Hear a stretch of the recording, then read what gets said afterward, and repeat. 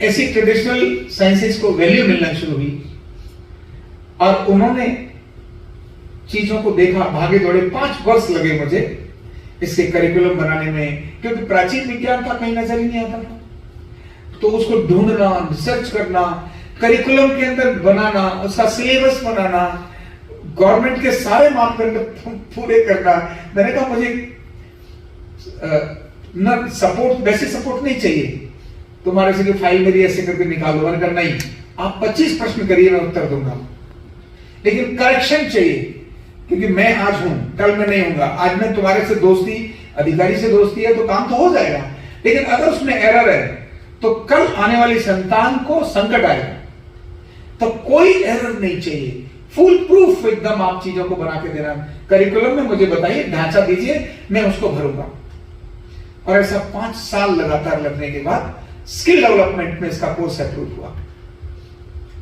भारत सरकार का एक सर्टिफिकेट छात्र को चाहिए, क्योंकि बिना सर्टिफिकेट के काम होता नहीं। मेरे साथ तो जरूर हुआ कि मैं 5 साल दिल्ली हाईकोर्ट में चिकित्सक रहा, पर इनफॉर्मल फॉर्मल, मतलब उनकी तरफ से कोई लेटर नहीं था, पर वो सब मुझे इलाज कराते थे। पर राष्ट्रपति भवन में भी रहा, उस समय मेरे पास कोई सर्टिफिकेट नहीं था, लेकिन प्रणोदा इतने बहुत ग्रेट पर्सन थे।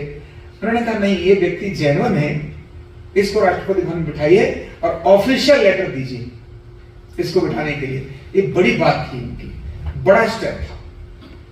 राष्ट्रपति भवन जैसा संस्थान किसी अनरिकॉग्नाइज, आज की अनरिकॉग्नाइज मतलब साइंस की, कि व्यक्ति को अपने स्थान दे, लेकिन उन्होंने दिया, क्योंकि उन्होंने देख लिया था कि रिजल्ट बहुत यूनिक है।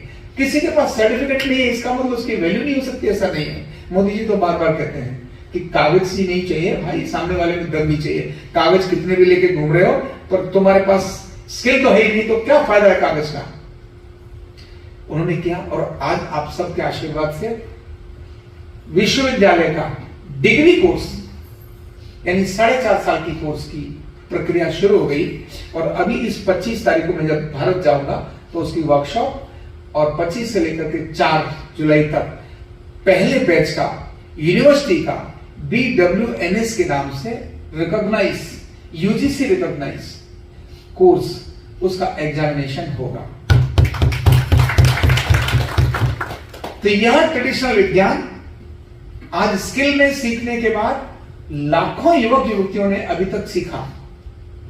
क्योंकि मेरे मन में था कि रामगोपाल तुम्हारा धंधा घर तक चली जाएगा, 2 रोटी किसी ने भी खानी होती है। पहले तुम 8 रोटी खाते थे, अब तो सिमट करके 2 पर आ गए, ये भी 1 पर चली जाएगी। कितना चाहिए तुमको, लेकिन समाज को जितना दे सकते हो दे दो। तब स्किल मुझे मेरे पास ना रखकर मुझे लगा सारे समाज को देनी चाहिए।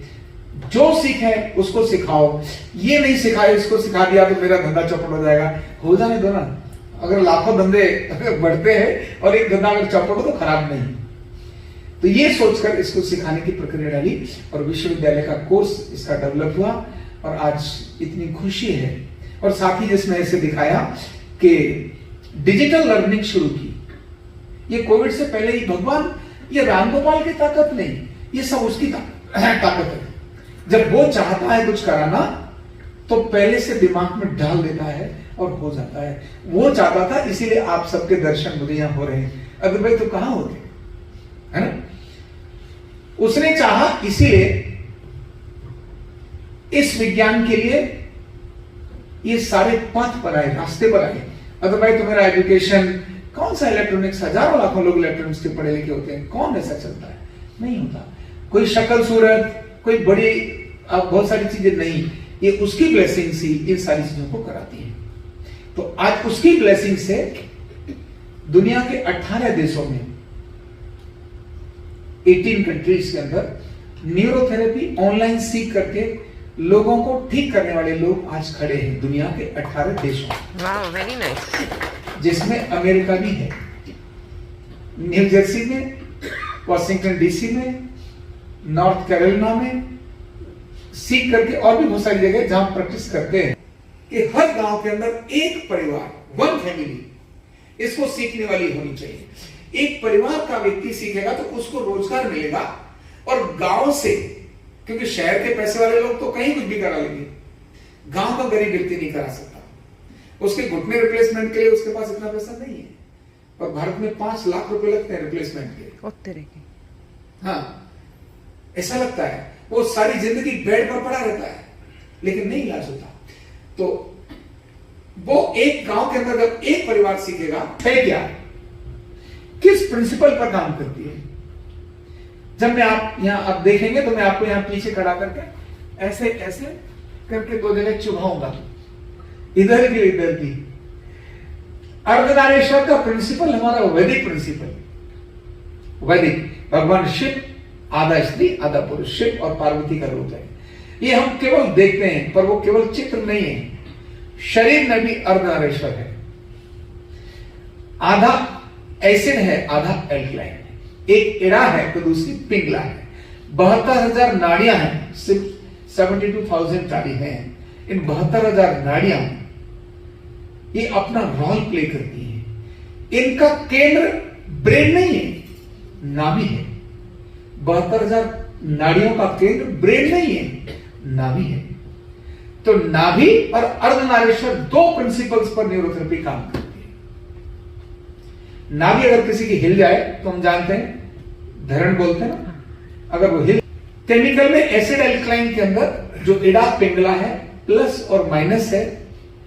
इनके साथ ही जब हम जीन को खोलते हैं, सेल में जाते हैं और सेल के जीन को खोलते हैं, जेनेटिक सीक्वेंसिंग जब देखते हैं तो उसमें सीडी निकलती है। ऐसा सीडी में एक माइनस और एक प्लस है, एक एसिड है, एक एल्कलाइन है। जैसे ही एसिड एल्कलाइन को हम ट्रीटमेंट करते हैं, अभी करके दिखाऊंगा आपको मैं, जैसे ही ट्रीटमेंट करते हैं शरीर सेकंड के 100वें हिस्से में इफेक्ट देता है। अभी छुआ कि सामने वाला ठीक। ये केवल मैं भाषण में दे रहा हूं, ये प्रैक्टिकल है जो आप देखेंगे। जिसका अर्धनारीश्वर इंबैलेंस है, केवल छूने मात्र से, कुछ भी तो करके ऐसे लिटाने से, मैंने नहीं भी जाना और आपने मुझे नहीं भी बताया कि मुझे ये तकलीफ है। एक तो आप बताएं मुझे कि मेरी ये तकलीफ है, ये तो मैं इसलिए सुनता हूं कि अगर सुनो नहीं तो दिमाग में कील ठोकी रहेगी, तो लल्ले बीमारी तो सुनी नहीं है, यही बोलेंगे। इसकी प्रॉब्लम्स को भी ठीक करने की ताकत रखता है। आज का विज्ञान जीन्स पर काम नहीं कर पाया। जीन्स खराब हो गया, उसको सुधार नहीं सकता। भारत का यह विज्ञान जीन्स के डिफेक्ट को भी रिवर्स करने की ताकत रखता है।